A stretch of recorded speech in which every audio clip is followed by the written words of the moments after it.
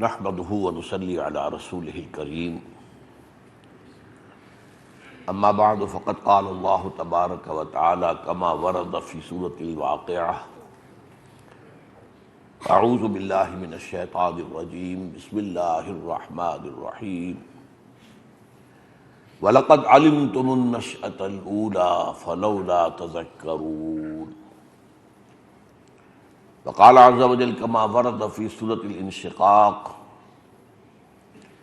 فلا أقسم بالشفق والليل وما وسق والقمر إذا اتسق لتركبن طبقا عن طبق فما لهم لا يؤمنون صدق الله العظيم رب اشرح لي صدري ويسر لي امري واحلل عقدة من لساني يفقهوا قولي اللهم ربنا الهمنا رشدنا واعذنا من شرور انفسنا اللهم ارنا الحق حقا وارزقنا اتباعه وارنا الباطل باطلا وارزقنا اجتنابه اللهم وفقنا لما تحب وترضى وتقبل منا فانك خير المتقبلين آمین یا رب العالمین۔ ہمارے ہاں ایک مضمون چل رہا ہے سلسلے وار، سابقہ اور موجودہ مسلمان امتوں کا ماضی، حال اور مستقبل۔ اس میں اب تک جو گفتگو ہو چکی ہے وہ سابقہ امت مسلمہ کی تاریخ میں حضور صلی اللہ علیہ وسلم کی بعثت تک جو دو ادوار آئے عروج کے اور دو آئے زوال کے، ان کا تذکرہ ہو چکا ہے، اور یہ کہ جو دوسرا زوال ان کا شروع ہوا تھا ان پر رومیوں کے حکمرانی کے بعد سے وہ جاری رہا یہاں تک کہ پچھلی صدی کے آغاز تک وہ اپنی انتہا کو پہنچا۔ البتہ اس کے بعد ان کے ہاں ایک نشأت ثانیہ کا عمل شروع ہوا۔ یہی مسئلہ اس حدیث نبوی کی روح سے کہ حضور نے فرمایا صلی اللہ علیہ وسلم لَيَأْتِيَنَّ عَلَىٰ أُمَّتِي مَا أَتَىٰ عَلَىٰ بَنِي إِسْرَائِيلَ حَسْبَ النَّعْلِ بِالنَّعْلِ، میری امت پر بھی وہ سارے حالات وارد ہو کر رہیں گے جو بنی اسرائیل پر ہوئے، بالکل اسی طرح جیسے ایک جوڑے کی دو جوتیاں ایک دوسرے کے مشابہ ہوتی ہیں، تھوڑا سا فرق بھی ہوتا ہے، اوپر سے آپ دیکھیں گے تو پنجوں کا فرق نظر آئے گا، تلوے جوڑ دیں گے تو کوئی فرق نہیں ہے، تو بٹوین دی لائنز اگر پڑھیں گے تو معلوم ہوگا کہ ان میں بالکل کوئی فرق نہیں ہے، یہ کاربن کاپی ہے، وہ بھی ہم بیان کر چکے ہیں۔ پہلا عروج عربوں کی زیر قیادت ہوا مسلمانوں کا، پھر زوال آیا فتنہ تاتار کے ہاتھوں، عربوں کے اقتدار کا خاتمہ ہوا، بلکہ عرب جو ہے بحیثیت مجموعی امت مسلمہ کی قیادت سے معزول کر دیے گئے۔ چند سو سال گزرے، بہت ہی طوائف الملوک کی اور بڑی مایوسی کا دور تھا، زوال اول۔ پھر معجزہ ہوا، جن تاتاریوں کے ہاتھوں لاکھوں نہیں کروڑوں مسلمان قتل ہوئے تھے وہ ایمان لے آئے، اور ان کے مختلف قبیلوں کے ذریعے سے مسلمانوں کو ایک نشأت ثانیہ ملی۔ اس کے بعد اس کو بھی زوال آیا۔ وہ جو ہمارا دوسرا زوال تھا وہ سقوط ہسپانیہ سے شروع ہوا، 15ویں صدی کے آخر اور 16ویں صدی کے شروع میں، عیسوی صدیوں کے حساب سے بات کر رہا ہوں، اور وہ اپنی انتہا کو پہنچا ہے پچھلی صدی کے آغاز میں، پہلی جنگ عظیم کے بعد، جب تقریباً پورا عالم اسلام یورپی اقوام کی غلامی کے اندر آ گیا۔ اب اس کے بعد سے امت مسلمہ کا بھی ایک نشأت ثانیہ کا آغاز ہوا ہے۔ تو ہم جس دور میں سانس لے رہے ہیں یہ امت کی نشأت ثانیہ کا دور، دونوں امتوں کی۔ البتہ ایک بات میں نے بیان کی تھی، وہ اپنے آپ کے ذہن سے اوجھل نہیں لینی چاہیے، اسلام کا معاملہ اور امت مسلمہ کا معاملہ اس کو علیحدہ کر دیجیے۔ اسلام کی تو نشأت اولیٰ ہوئی حضور کی بعثت اور خلافت راشدہ، لیکن اس کے بعد سے اسلام کا زوال شروع ہو گیا، اور وہ زوال آج تک جاری ہے۔ وہ امت مسلمہ کا معاملہ ہے، مسلمانوں کا بحیثیت قوم، کہ خلافت راشدہ کے بعد تو ان کے اصل عروج کا زمانہ آیا ہے، بنو عباس کا دور، عظیم ترین مملکت دنیا میں وہ تھی۔ لہذا مسلمانوں کو 2 مرتبہ عروج اور 2 مرتبہ زوال ہو چکا ہے۔ اسلام ایک ہی مرتبہ عروج کو پہنچا تھا، اس کے بعد سے مسلسل زوال میں ہے آج تک۔ لیکن اس کے بعد ایک نشرت ثانیہ اس کی بھی شروع ہوئی ہے، ایک عمل ہے اس کا۔ تو اس میں سب سے پہلے تو میں نے آج جو 2 آیتیں پڑھی وہ سورہ واقعہ کی ہیں۔ وَلَقَدْ عَلِمْتُمُ النَّشْأَةَ الْأُولَىٰ فَلَوْلَا تَذَكَّرُونَ، یہ مضمون قرآن میں آیا ہے اصل میں اس حوالے سے کہ انسان کی ایک پیدائش وہ ہے جو رحم مادر سے شروع ہوتی ہے، اور وہ مختلف مدارج طے کرتے ہوئے ایک ننھا سا انسان دنیا میں آ جاتا ہے۔ اس کو تو تم جانتے ہو، لیکن جو نشأت آخرہ ہونی ہے دوبارہ، وَأَنَّ عَلَيْهِ النَّشْأَةَ الْأُخْرَىٰ، یہ کہا گیا ہے سورۃ النجم میں، اس کو تم ماننے کو تیار نہیں ہو۔ کیسے ہوگا؟ کیسے دوبارہ پیدا کر لیے جائیں گے؟ تو خدا کے بندو یہ سوچو، پہلی مرتبہ پیدا کرنا آسان تھا؟ ایک گندے پانی کی بوند سے انسان کو بنا دینا آسان تھا؟ اگر یہ روز آپ دیکھ نہ رہے ہوتے تو کوئی بتاتا کسی کو کہ ایسا ہو سکتا تو کوئی مانتا؟ تو وَلَقَدْ عَلِمْتُمُ النَّشْأَةَ الْأُولَىٰ، وہ تمہیں معلوم ہے، جانتے ہو، نطفے سے اور ان تمام مراحل سے ایک مکمل انسان، اسی میں سے آئنسٹائن نکل آیا ہے، اسی میں سے ڈارون نکل آیا، اسی میں سے شیکسپیئر نکل آیا، اور تو اور اسی میں سے انبیاء نکلے، اسی میں سے رسول نکلے، اسی میں سے اولیاء اللہ نکلے۔ تو یہ نشأۃ الاولیٰ جو ہے اس کو تم جانتے ہو، پہچانتے ہو، تو پھر نشأۃ اخریٰ جو ہے اس میں تمہیں شک کیوں؟ یہ میں نے آج خاص طور پر آیت اس لیے پڑھی ہے کہ اس وقت امت مسلمہ جس حال میں ہے اس میں اس بات کا امکان کہ دوبارہ نشأت ثانیہ ہو جائے گی اسلام کی، اور تیسری مرتبہ نشأت ہو جائے گی ثالثہ مسلمانوں کی، یہ ناممکن سا نظر آتا ہے۔ بالکل وہ کیفیت ہے آج جو بنی اسرائیل پر جو عذاب آیا تھا 587 قبل مسیح میں نبوکدنضر کے ہاتھوں، یروشلم جو ان کا مرکزی شہر، وہاں ان کا خانہ کعبہ، ہیکل سلیمانی مسمار، ایک اینٹ سلامت نہیں رہنے دی، 2 اینٹیں برابر نہیں رہی، اور تمام آبادی یا قتل اور یا انہیں بھیڑ بکریوں کی طرح ہانک کر بیبیلونیا لے گئے، جس کو وہ کہتے ہیں اور ایرا آف کیپٹیوٹی، ہماری اسیری کا دور۔ اس وقت حضرت عزیر علیہ السلام کا وہ معاملہ قرآن مجید میں سورہ بقرہ میں آیا ہے۔ وہ اجڑی ہوئی بستی جب دیکھی، یروشلم، کہیں باہر سے آئے ہوں گے، ظاہر بات ہے کہ عالم یہودیت تو وسیع تھا نا، کہیں سے آئے اور یروشلم کو دیکھا کہ کوئی 2 اینٹیں سلامت نہیں ہے، یہ ہیکل سلیمانی جو ہے یہ پڑا ہوا ہے مسمار، اور ایک انسان، ایک متنفس نہیں ہے، ایک متنفس۔ کیف یحیی اللہ ھذہ بعد موتھا، کیسے اللہ دوبارہ زندہ کر دے گا اس کو؟ تو یہ ایک تعجب اس طرح کا کہ اب کیسے بستی یہ دوبارہ بسے گی، کیسے یہاں آبادی دوبارہ ہو جائے گی، یہاں تو کوئی امکان ہی نہیں ہے۔ وہ حال آج ہمارا ہے۔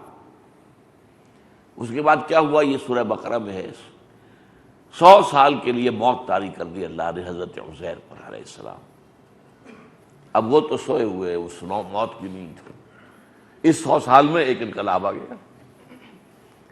یہ جو نبوکدنضر لے گیا تھا لاکھوں یہودیوں کو قیدی بنا کر، اس پر حملہ کیا ایران کے بادشاہ نے، سائرس کہ خورس، اور اس نے پھر جب عراق پر حملہ کیا، یہ بیبلونیا سے مراد عراق ہے، بابل، تو پھر اجازت دے دی، جاؤ واپس جا کے اپنا تم ہیکل بھی تعمیر کر لو، تم اپنی بستیاں آباد کر لو۔ اس عرصے میں وہ ایک قافلے بن کے آنے شروع ہو گئے، تو گویا کہ نشأت اخریٰ شروع ہو گئی۔ تو اس طرح پھر اسی وقت حضرت عزیر کو اللہ نے دوبارہ زندہ کیا اور ان کو دکھایا کہ دیکھو یہ بستی تو آباد ہو گئی۔ تو اس طریقے سے یہ اسلام پر بھی نشأت ثانیہ آ کر رہے گی اور مسلمانوں کی نشأت ثالثہ آ کر رہے گی۔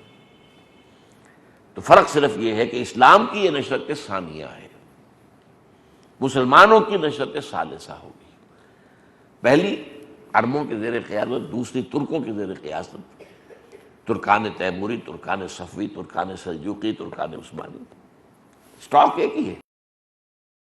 اب یہ جو عمل شروع ہوا ہے، اسی عمل کے اعتبار سے میں پہلے آپ کو آیات سنا چکا ہوں، یہ سورہ انشقاق کی، فلا اقسم بالشفق، تو قسم کھاتا ہوں میں شفق کی۔ شفق کیا ہوتی ہے؟ سورج ڈوب چکا، لیکن کچھ لالی، کچھ اثرات ہیں دور سے، وہ جہاں غروب ہوا وہاں سے بھی اس کی کچھ جو ہے وہ پہنچ رہی ہے روشنی، تو ابھی سرخی نظر آتی ہے، تو یہ شفق ہے کہ اصل سورج تو اسلام ڈوب چکا، کہاں ہے اسلام؟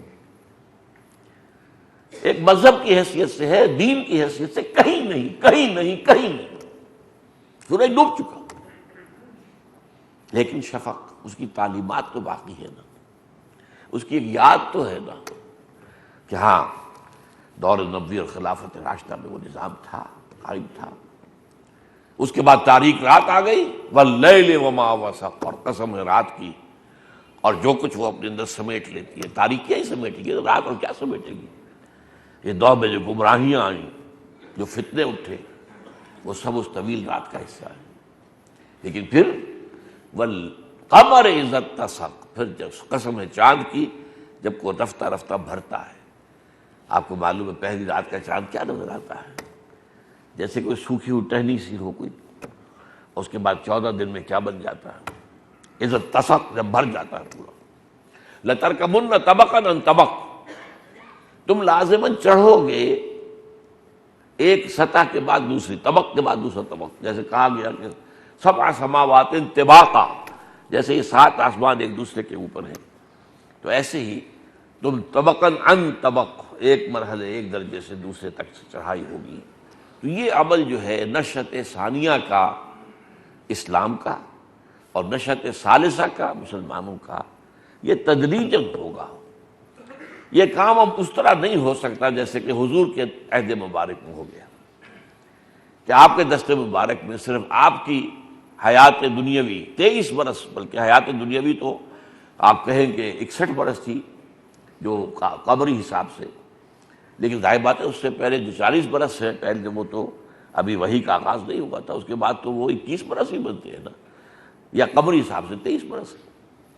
تو اس حوالے سے یہ 61 برس جو ہے یہ شمسی حساب سے ہے، حضور کی حیات دنیاوی جو ہے قمری حساب سے 63 ہے، لیکن اس کے بعد انقلاب آ گیا، ایک ہی نسل میں، ون لائف سپین، ایک فرد کھڑا ہوا دعوت دینے کے لیے، اور ایک عظیم جو ہے نظام دنیا میں برپا صلی اللہ علیہ وسلم۔ یہ کام نہیں ہو سکتا، ہونا ہے لیکن یہ ہوگا درجہ بدرجہ، درجہ بدرجہ، درجہ بدرجہ۔ اب اس وقت میں جو یہودیوں کا عمل شروع ہوا، جن مراحل سے گزرا، وہ بیان کر چکا ہوں۔ 1897 کی protocols of the elders of the Zion, 1917 میں آپ کو معلوم ہے بالفور ڈیکلریشن، انہیں اجازت مل گئی، جاؤ اب جا کے فلسطین میں آباد ہو سکتے ہو، جائیداد خریدو، مکان خریدو، کھیت خریدو، جو ہونا ہو۔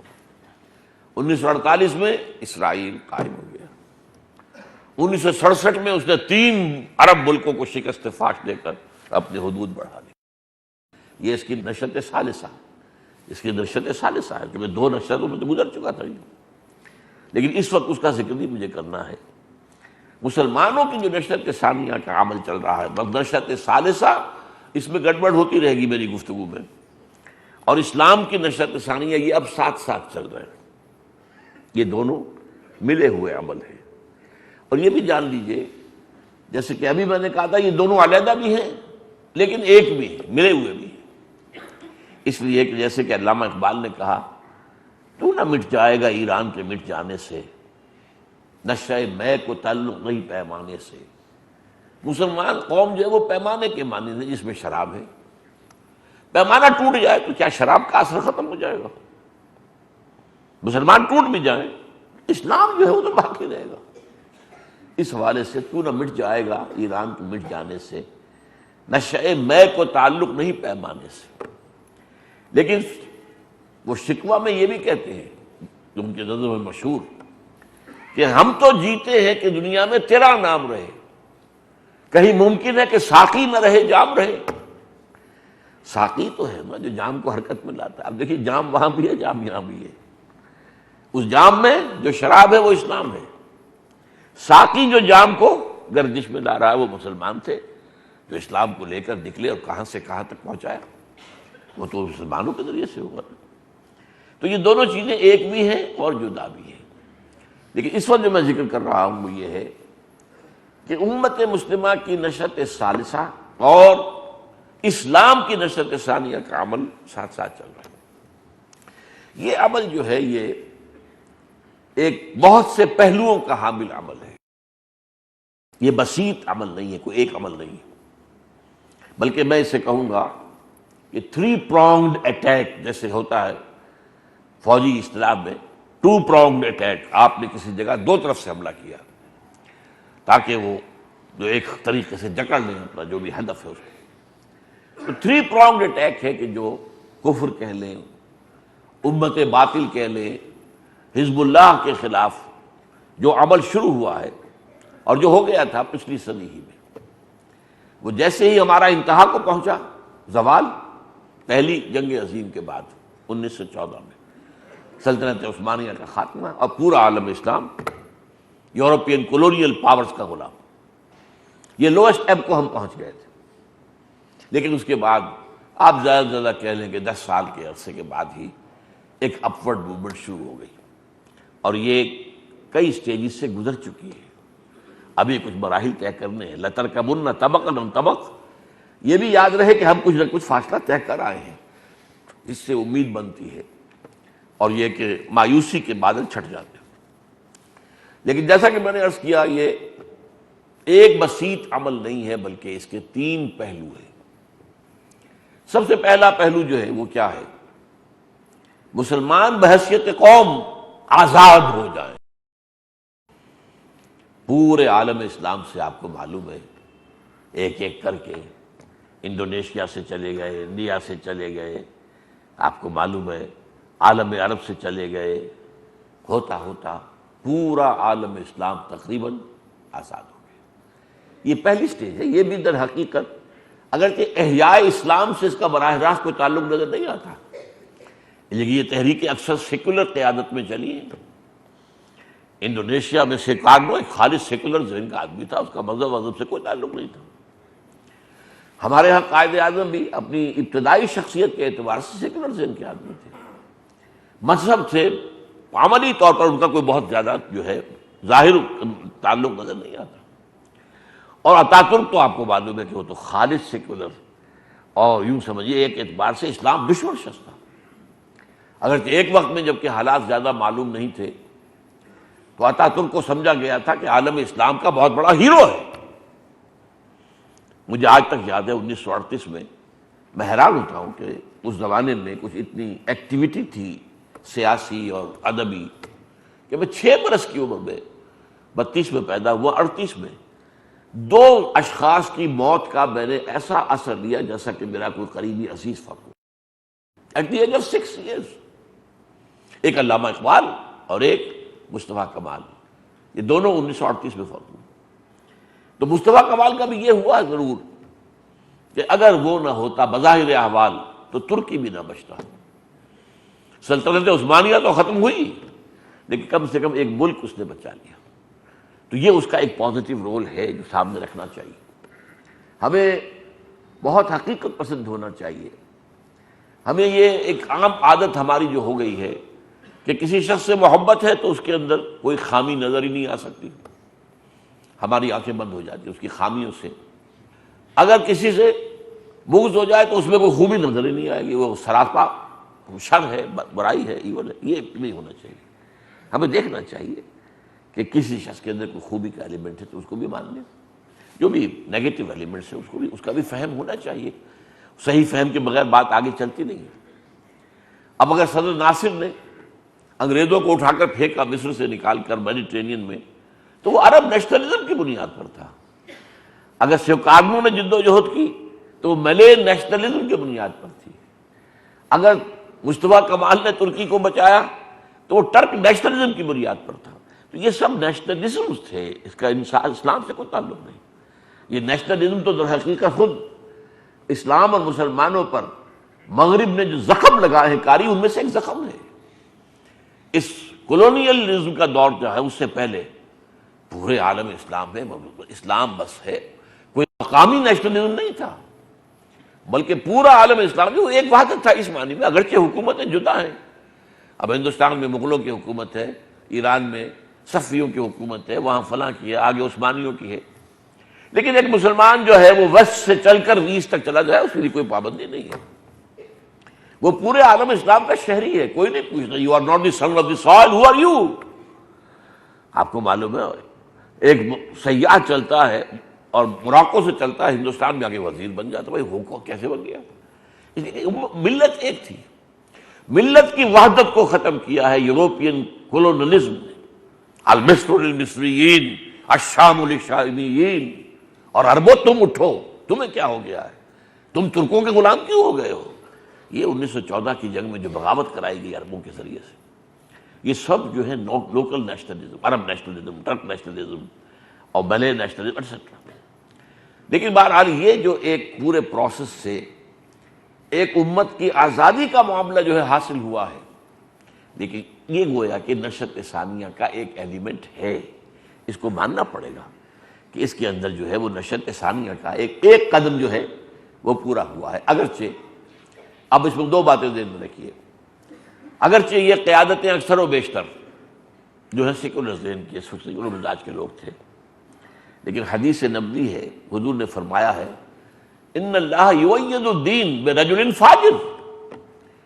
اللہ تعالیٰ کبھی کبھی اپنے دین کی تائید کروا دیتا ہے کسی فاجر شخص سے، فاسق و فاجر شخص سے.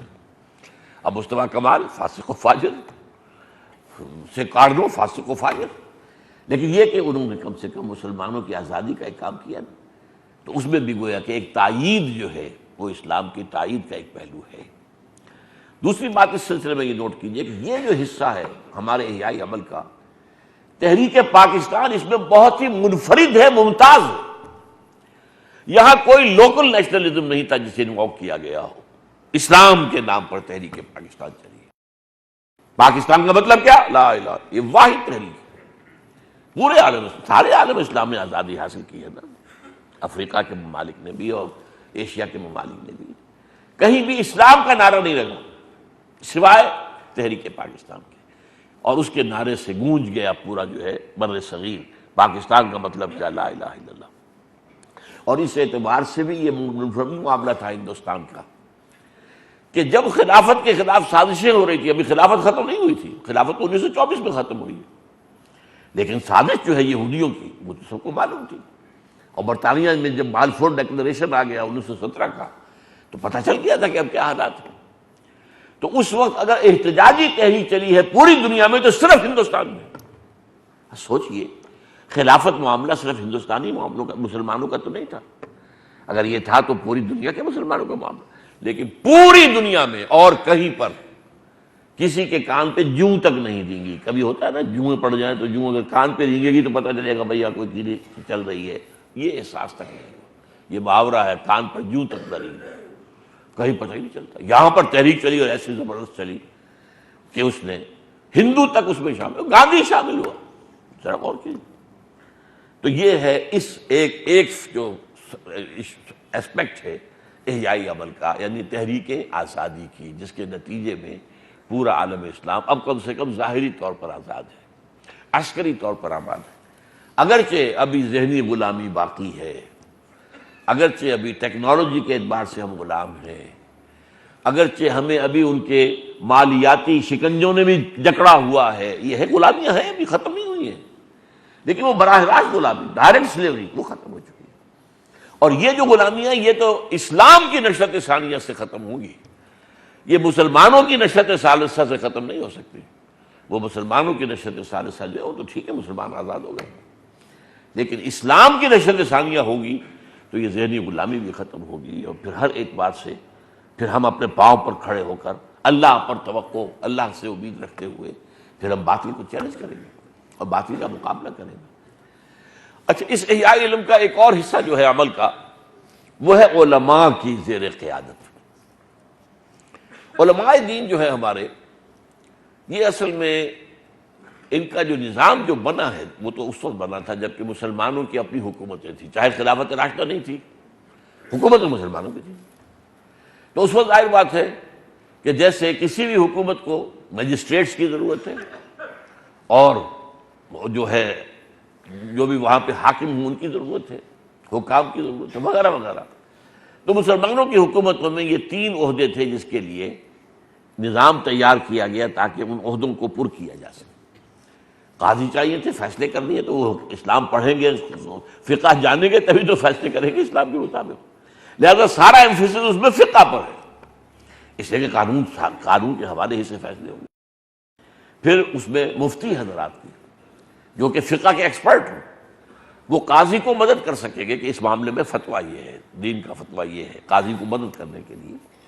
آج کل اس کی جگہ وکیل ہے، لیکن یہ ہے کہ اصل میں مسلمانوں کے دور میں وہ مفتی ہوتے تھے، مفتی کا فتویٰ۔ اور یہ کہ تیسرے نمبر پر خطیب جو ہے، یہ جمعہ سرکاری ہوتا تھا، جمعہ جو آپ انفرادی طور پر نہ کوئی جامع مسجد بنا سکتے تھے اور نہ وہاں آپ خود کھڑے ہو کر خطیب بن سکتے تھے، نہیں، آپ عام مسجد بنا سکتے ہیں، 5 وقتہ نماز کے لیے مسجد بنا لیں، گلی گلی بنا لیں، کوئی پرواہ نہیں، لیکن جامع مسجد وہ تو ایک آبادی میں ایک ہی ہوگی، اور وہاں پر خطیب جو ہے وہ سرکاری ہوگا، حکومت کا۔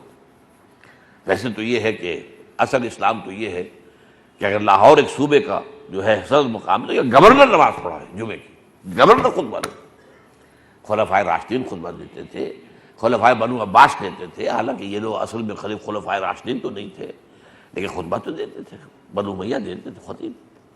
بہرحال تو یہ جو علماء کا معاملہ ہے، ان کا جو رول ہے آج، اس میں میں ایک نفی بھی کر رہا ہوں اور ایک مثبت بات بھی کر رہا ہوں۔ مثبت بات کیا ہے؟ اسلام کے سٹرکچر کو پریزرو کرنے میں ان کا بڑا رول ہے۔ کہیں کوئی فتنہ اٹھے یہ کھڑے ہو جاتے اس کے مقابلے کے لیے، تاکہ اسلام کا جو ایک ڈھانچہ ہے باقی رہے۔ اگر ڈھانچہ ہی ختم ہو جائے تو پھر تو بڑا مشکل ہو جائے گا، یہ ڈھانچہ ہی رہے تو اس میں کبھی اصل روح بھی پھونکی جا سکے گی۔ تو یہ جو ہمارا انفراسٹرکچر ہے اسلام کا، جو مذہبی نظام ہے، مساجد آبادت، مساجد کو خطیب بھی تو چاہیے نا۔ اب وہ سرکاری خطیب تو ختم ہوئے تھے انگریز کے دور میں آ کر، اب تو خود ہی آپ مسجد بنائیے اور خطیب بنائیے اور خطیب خطبہ دیں۔ تو اس نظام کو برقرار رکھنے میں، اور اگر کہیں فتنہ اٹھے اعتقادات کے اعتبارات سے یا اسلام کے نظام کے اعتبارات سے، تو اس کا مقابلہ کرنے کے لیے علماء موجود ہوتے ہیں۔ فتنہ ختم نبوت غلام احمد قادیانی آن جہانی لعنت اللہ علیہ اس نے شروع کیا، اس کے اندر دراڑ ڈالی، حملہ کیا، علماء کھڑے ہو گئے، علماء نے تحریکیں چلائی۔ پاکستان میں آپ کو بات ہے 1953 میں تحریک چلی تھی، وہ ناکام ہو گئی تھی، اور 1974 میں کامیاب ہوئی۔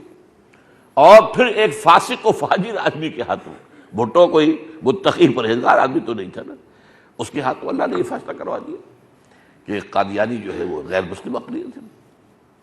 حالانکہ قادیانی توقع رکھتے تھے بھٹو کو اقتدار دلوانے میں ان کا بڑا ہاتھ تھا، لیکن وہ جو توقع تھی کہ اس کے حوالے سے اب ہم، اس لیے انہوں نے خاص جو ہے وہ پریڈ میں سیلوٹ کر کی تھی، سرگودا سے جو ہوائی جہاز ہمارے اڑے فوجی، انہوں نے باقاعدہ جو ہے ربوے میں اس وقت کا جو ان کا جو خلیفہ تھا ناصر احمد، اس کو سیلوٹ کیا تھا۔ اس پر آنکھ کھلی کہ یہ کیا ہو رہا ہے یار، یہ اسٹیٹ ود ان اسٹیٹ بن گئی ہے۔ تو بہرحال نتیجہ یہ نکلا کہ علماء کا کام یہ تو ہے، کوئی اور فتنہ، انکار حدیث کا فتنہ کھڑا ہوا، اس کے مقابلے میں آ گئے، کئی کتابیں اس پر لکھی گئیں۔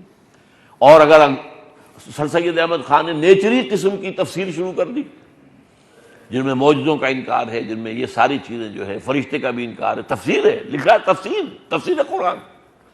جب یہ ایک ریشنلزم، جو ایک سائنٹیفک ریشنلزم آیا تھا، انگریز کے ساتھ آیا تھا نا، سائنسی تعلیم انگریزی زبان، اور اس میں یہ کہ نیوٹونین ایرا کی فزکس آئی تو آنکھیں چوپٹ کھل گئی، اور اس کا نتیجہ کیا نکلا؟ مرعوبیت ہم پر اتنی طاری ہوئی کہ اسلام کی ایسی تعبیر کی کہ تاکہ یہ لوگ، کون مانے گا آج سائنس کی دنیا میں کہ فرشتہ بھی کسی بلا کا نام ہے؟ کون مانے گا کہ جن بھی کوئی چیز ہے؟ کون مانے گا یہ کہ سمندر پھٹ سکتا ہے ایک عصا کے ضرب سے؟ کون مانے گا کہ آگ نے اور ابراہیم کو جلایا ہی نہیں، کون مانے گا؟ لہذا ان سب کو کاٹ دو۔ اسلام میں سے جیسے ایک معمار کھڑا ہوتا ہے اینٹ کو توڑتا ہے تاکہ جوڑ ملا سکے، تو انہوں نے اسلام کے اندر جو ہے توڑ پھوڑ کی، سر سید، اور اس کے بعد اس میں قادیانیوں کا حصہ ہے، علامہ مشرقی کا حصہ ہے، اور منکرین حدیث کا حصہ ہے ان کے بھی مقابلے میں۔ پھر جو تفسیریں لکھی گئی ہیں اس سے پہلے علماء کی ادھر توجہ ہی نہیں تھی۔ اردو میں تو یہ کہ سب سے پہلے صرف شاہ ولی اللہ دہلوی کے 2 بیٹوں نے ترجمے کیے تھے، باقی کوئی تفسیر اردو میں انہی کے ایک بیٹے نے لکھی تھی، تفسیر عزیز شاہ عبد العزیز نے، لیکن اس کے بعد ہمارے ہاں یہ کام ہو ہی نہیں رہا تھا۔ علماء کو تفسیر کی طرف کوئی دلچسپی نہیں تھی، ان کی ساری دلچسپی فقہ سے تھی، فقہ پڑھو، سارا زور فقہ پر ہے۔ بہرحال اس حوالے سے لیکن پھر جو تفسیروں کا ایک سیلاب آیا ہے اور مسلمانوں نے آرتھوڈاکس انداز کے اندر جو صحیح تفسیر قرآن کرنے کی کوشش کی ہے، وہ میری ایک تحریر اس پر ہے کہ یہ 20ویں صدی کے اواخر سے جو تحریک شروع ہوئی تھی، وہ 19ویں صدی کے اواخر سے 20ویں صدی کے وسط تک جو تفسیریں آئی ہیں، تو رجوع القرآن کا دعوت رجوع القرآن کا منظر و پس منظر میں یہ کتاب ہے، خاصی ضخیم کتاب ہے، پڑھنے کی ہے جن کو بھی اس سے دلچسپی ہو، کہ بحیثیت مسلمان عوام جو ہے ہندوستان میں قرآن کا سے کوئی تعلق ان کا نہیں تھا، بس پڑھ لو ثواب حاصل کر لو جیسے آج ہے۔ باقی یہ کہ اصل میں کورٹ لینگویج جو تھی سرکاری وہ فارسی تھی، فارسی پڑھتے تھے لوگ، فارسی ہندو بھی پڑھتے تھے، آخر سرکاری ملازمتیں انہیں بھی کرنی ہوتی تھی نا، جیسے انگریز کے آنے کے بعد ہم نے بھی انگریزی پڑھی، ہندوؤں نے بھی پڑھی، اس لیے کہ حکومت کے اندر سرکاری ملازمت کرنی تو سب نے پڑھ لی۔ تو مسلمانوں کی حکومت میں کورٹ لینگویج سرکاری زبان فارسی تھی، فارسی سب پڑھتے تھے، اور فارسی میں کوئی ترجمہ بھی نہیں تھا، نہ کوئی تفسیر تھی۔ پہلا ترجمہ شاہ ولی اللہ نے کیا ہے، اور اس پر علماء کھڑے ہو گئے کہ یہ کیا تم نے فتنہ کیا، یہ فتنہ ہے، یہ ترجمہ کرنا یہ گناہ ہے، لہذا ان کو تو قتل کرنے کا منصوبہ بن گیا تھا۔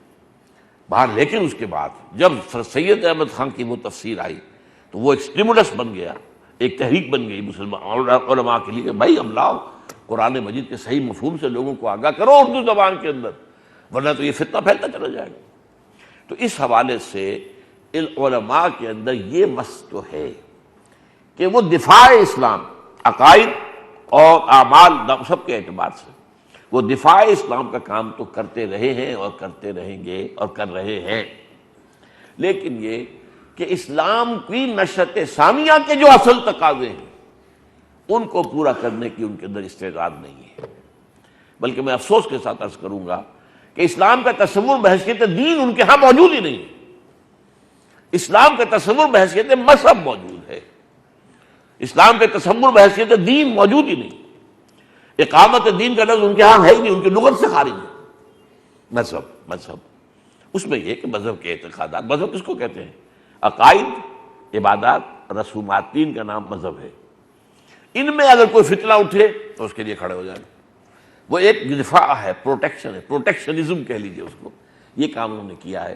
اور یہ بھی نوٹ کر لیجئے کہ جتنے مجددین اٹھے ہیں، ایک پہلا مجدد جو تھا عمر بن عبد العزیز، وہ تو مجدد کامل تھا، اس لیے کہ اس وقت تک اور کوئی خرابیاں آئی نہیں تھی، اعتقادات میں، ایمانیات میں تو کوئی فساد پیدا ہوا ہی نہیں تھا، نہ ابھی جو ہے وہ نیشنلسٹ پیدا ہوئے تھے، معتزلہ، نہ کوئی اور، نہ مرجیہ، نہ فلاں نہ فلاں۔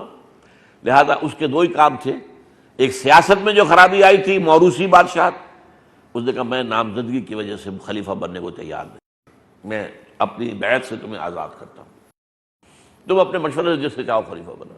تب لوگوں نے کہا ہم اپنے مشورے سے بناتے ہیں آپ کو، تب انہوں نے قبول کیا۔ اور دوسرے جاگیرداری جو آ گئی تھی، یہ جاگیرداری بیٹی ہے ملوکیت کی، بادشاہت کی بیٹی، بادشاہت کے پاؤں ہیں جاگیردار، لہذا اس کے انہوں نے ساری جتنے بھی وثیقے تھے وہ منگا کے اور کیچی ہاتھ میں لے کے قتل کے پھینک دیے، ختم، جاگیرداری ختم۔ اس اعتبار سے ہم کہہ سکتے ہیں کہ عمر بن عبد العزیز جو پہلی صدی کے مجدد ہیں وہ مجدد کامل تھے۔ بعد میں جتنے مجدد آئے ہیں وہ مجدد ہیں جزوی، جو فتنہ اٹھا اس کا استحصال کر دیا، جو وقتی ضرورت سامنے آئی دین کے اعتبار سے وہ پوری کر دی، لیکن دین کو ایک مکمل نظام کی حیثیت سے قائم کرنے کی کوئی تحریک اس پورے عرصے میں نظر نہیں آتی۔ اس کے کچھ اسباب بھی ہیں لیکن تفصیل میں جانے کا موقع نہیں ہے۔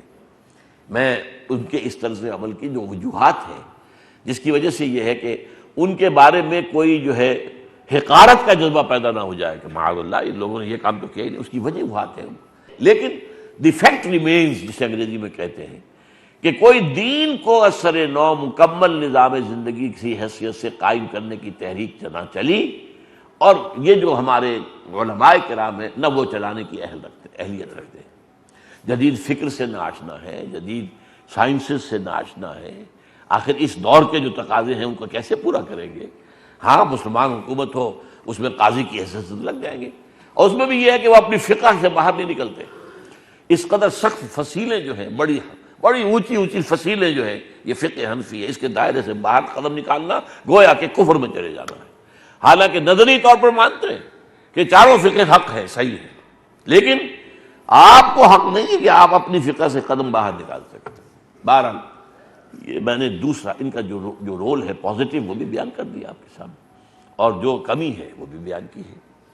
اب ہے اصل مسئلہ احیاء اس دین، تجدید و احیاء دین کو بحیثیت دین مکمل نافذ کرنے کی جد و جہد، یہ تھرڈ ایسپیکٹ ہے۔ یہ بھی مختلف مسلمانوں کے اندر اگرچہ تحریکیں چلی ہیں، لیکن اس میں بھی خاص مقام جو ہے انڈین سب کانٹیننٹ کو ہے۔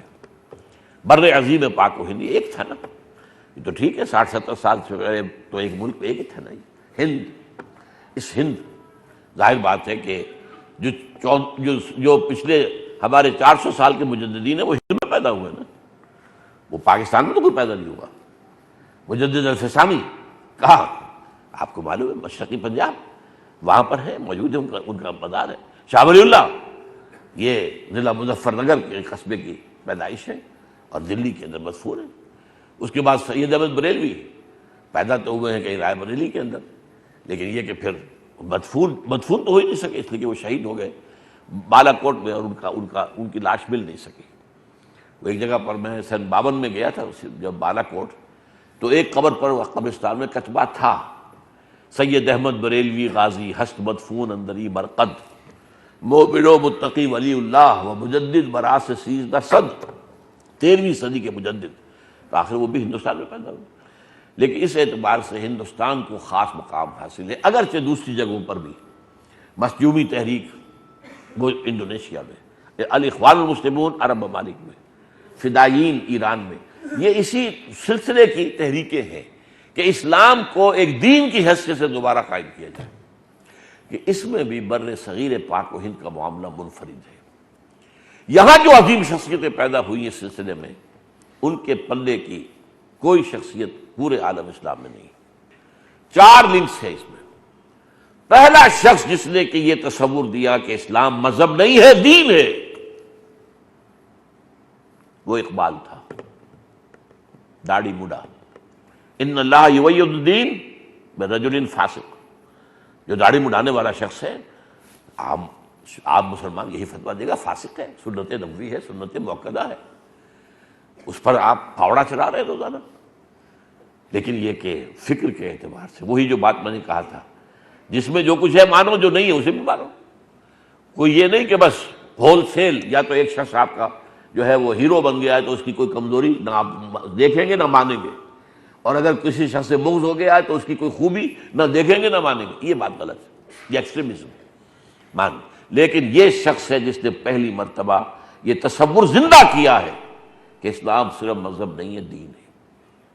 اور ایک بہت بڑی دینی مذہبی شخصیت، دینی کی بجائے مذہبی، انہوں نے جب یہ کہا، مسلمانوں کو مشورہ دیا کہ ہمیں کوئی کام ایسا نہیں کرنا چاہیے جس کی بنا پر ہمارے حکمرانوں کو تشویش لاحق ہو جائے۔ حکمران کون تھے؟ انگریز، اس دور کی بات کر رہا ہوں۔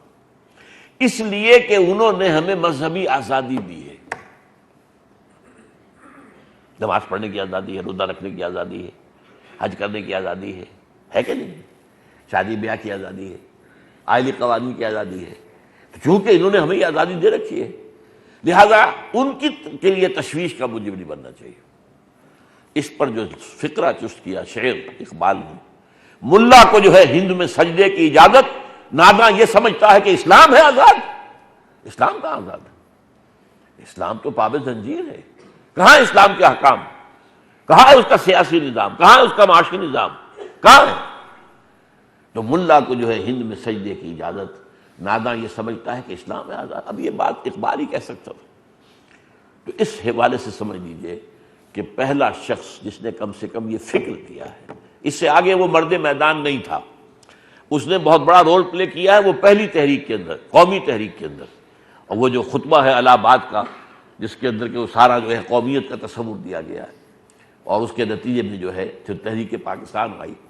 تو وہ فرسٹ جو میں نے آپ کو بیان کیا کہ یہ تین شعبے علیحدہ ہیں، ایک شعبہ قومی اور سیاسی ہے، آزادی کا حصول وہ تحریک پاکستان تھی، اس میں ان کا رول بہت ہے، بہت اہم ہے، فیصلہ کن ہے، مصور پاکستان بلکہ مبشر پاکستان، مفکر پاکستان تو اقبالی ہے۔ اسی طرح اس تیسرے کھاتے کے اندر بھی اہم ترین مقام اس کا کہ اس نے کم سے کم یہ واضح کیا کہ اسلام صرف مذہب نہیں، دین ہے۔ اب اس پر پہلی تحریک جو عملاً اٹھی ہے وہ ابوالکلام آزاد کی تھی۔ وہ ہمارے ہاں بہت کنٹروورشیل شخصیت ہیں کیونکہ وہ کانگریس میں رہے اور مسلم لیگ سے اختلاف رہا، لہذا عام مسلمان جو ہے خاص طور پر جو بھی پرو پاکستان تھے یا آج بھی ہیں وہ ان سے نفرت کرتے ہیں۔ لیکن ان کا بھی ایک دور سمجھ لیجئے 1912 سے 1920 تک وہ اقامت دین کی جد و جہد کا دور تھا خالص۔ جب انہوں نے الہلال نکالا ہے 7 روزہ اور البلاغ پھر بعد میں سارا جب انگریزوں نے الہلال کو بند کر دیا، 1913 میں حزب اللہ قائم کی، اللہ کی جماعت حزب اللہ، اور اس کا مقصد کیا تھا؟ حکومت الہیہ کا قیام۔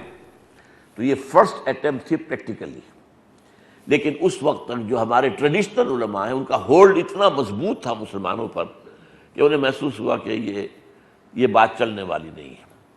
1920 میں یہ بھی ایک لمبی تاریخ ہے اس کی، جس کو اللہ تعالیٰ نے ایک خاص سبب بنا کر میرے ذریعے سے اس تاریخ کو جو گمشدہ باب تھا اس کو نکال کر اور پبلک میں لے آئی۔ وہ میری ایک جب کتاب ہے وہ آج کل آؤٹ آف پرنٹ ہے، حضرت شیخ الہند رحمۃ اللہ علیہ اور تنظیم اسلامی، جماعت شیخ الہند اور تنظیم اسلامی، بہرحال انہوں نے یہ کوشش کی، لیکن یہ پھر مایوس ہو کر 1920 میں انہوں نے اس کا بستر گول کیا اور پھر کانگریس میں چلے گئے، ایک فریڈم سٹرگل کے اندر کہ آزادی تو انگریز سے حاصل کرنی ہے نا، اس کے اندر لگے۔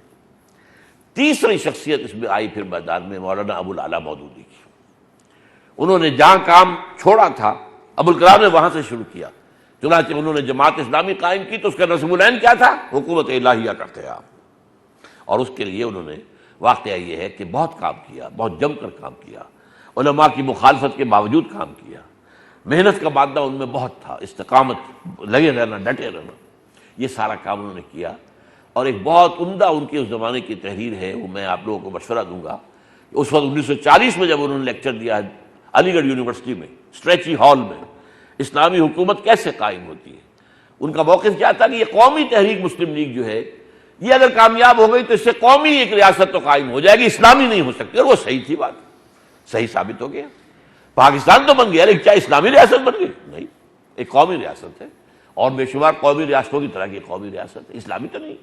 یہ موقف تھا مولانا مودودی کا، جس پر انہوں نے مسلم لیگ سے اپنا راستہ علیحدہ کیا، ورنہ اس سے پہلے فکری طور پر وہ مسلم لیگ کے ساتھ تھے۔ یہ بھی ایک ہماری تاریخ سے کہاں واقف ہیں آپ لوگ، آپ لوگوں کو دلچسپی نہیں۔ جیسا کہ میں نے کہا تھا کہ آج کا انسان جو ہے وہ تو حال میں اتنا مست ہے، اسے فکر ہی نہیں ہے، نہ ماضی کی کوئی خبر ہے اور نہ مستقبل کی کوئی فکر ہے، سوچ ہی نہیں کدھر جا رہے ہیں، کہاں سے چل رہے تھے، کن مرحلوں سے گزرے ہیں، کیا کیا ہو چکا ہمارے پیچھے، ہماری تاریخ کیا، اس سے کوئی دلچسپی نہیں ہے ہی نہیں۔ وہ تو اپنا آج کا معاملہ ہے، نوجوان ہے تو اس کے سامنے ہے یہ کیریئر ہے، یہ ہے پروفیشن ہے، یہ پڑھنا ہے، MBA کرنا ہے، فلاں کرنا، باقی کیا اس سے غرض ہے، ہمارا ماضی کیا تھا۔ کبھی یہ نوجوان مسلم تدبر بھی کیا تو نے، وہ کیا گردوں تھا تو جس کا ایک ٹوٹا ہوا تارا، کبھی یہ بھی معلوم نہیں، کس کو پتا ہے کہ ایک مرتبہ مسلمانوں نے یورپ کی زمین کو روندا ہے، اس کے جنوب مغرب سے شام داخل ہوئے جبرالٹر سے اور ہارٹ آف فرانس تک جا پہنچے تھے، اور دوسری مرتبہ ترک داخل ہوئے ہیں جنوب مشرق سے، قسطنطنیہ سے، اور وہ بھی پھر ہارٹ آف یورپ تک، ویانا تک پہنچ گئے تھے۔ کیا پتا کس کو یاد ہے، کس کو معلوم۔ کبھی یہ نوجوان مسلم تدبر بھی کیا تو نے، وہ کیا گردم تھا تو جس کا ٹوٹا ہوا تارا۔ بہرحال یہ جو تیسری شخصیت تھی مولانا مودودی کی، جنہوں نے جماعت اسلامی قائم کی، لیکن افسوس صد افسوس انہوں نے آگے بڑھایا، لَتَرْكَبُنَّ طَبَقًا عَنْ طَبَقٍ، ایک پہلی سٹیج اقبال کی، دوسری سٹیج ابوالکلام کی، تیسرا قدم ابوالعلا کا۔ لیکن یہ کہ پاکستان بننے کے بعد انہیں ایک سراب سا نظر آیا، جیسے اس کو میں کہتا ہوں سراب تھا، جیسے ایک پیاسے آدمی کو صحرا کے اندر پانی نظر آتا ہے، پانی نہیں ہوتا، وہ اسی پانی سمجھ کر دوڑتا جاتا ہے، بھاگتا ہے۔ انہیں سراب نظر آیا کہ جیسے اسلام کے نعرے پر پاکستان بن گیا، اسلام کے نعرے پر ہم یہاں حکومت بھی جا سکتے ہیں، تو آؤ نا الیکشن میں ہم اسلام کا نعرہ لگا کر آتے ہیں۔